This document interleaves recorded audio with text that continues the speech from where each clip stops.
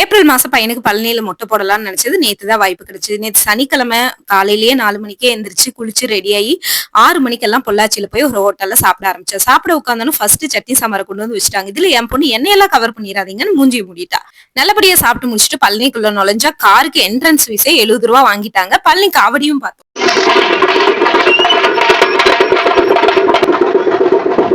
நேத்து சனி பிரதோஷங்கிறதுனால செம்ம கூட்டம் பழனியில. மத்த நாள்ல கூட்டம் கம்மியா தான் இருக்கும்.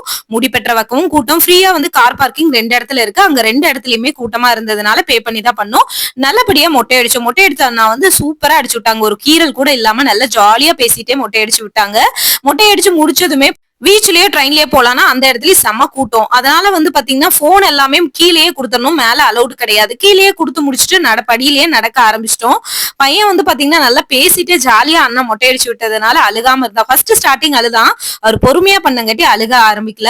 நீங்க வந்து பழனிக்கு போறீங்க அப்படின்னா பழனியில என்ட்ரன்ஸுக்கு வந்து பாத்தீங்கன்னா பழனி என்ட்ரன்ஸுக்கே தனி சார்ஜ் வாங்குறாங்க. ஃப்ரீ பார்க்கிங் இருக்கு, ஆனா கூட்டமா இருந்தா அதுவுமே வந்து பாத்தீங்கன்னா பண்ண முடியாது. பே பண்ணி நீங்க பார்க் பண்ணிக்கலாம். இந்த மாதிரி ஃப்ரீ பஸ் எல்லாம் வந்து பாத்தீங்கன்னா நம்ம அடிவாரத்துக்கு போறதுக்கு அங்கங்க வந்து போயிட்டு இருக்கு. நாங்க நடந்தே வந்து போயிட்டோம். எலக்ட்ரிக் பஸ் வந்து இது மாதிரி விட்டுருக்காங்க. இது ஃபர்ஸ்ட் டைம் இப்பதான் நான் வந்து பாக்குறேன்.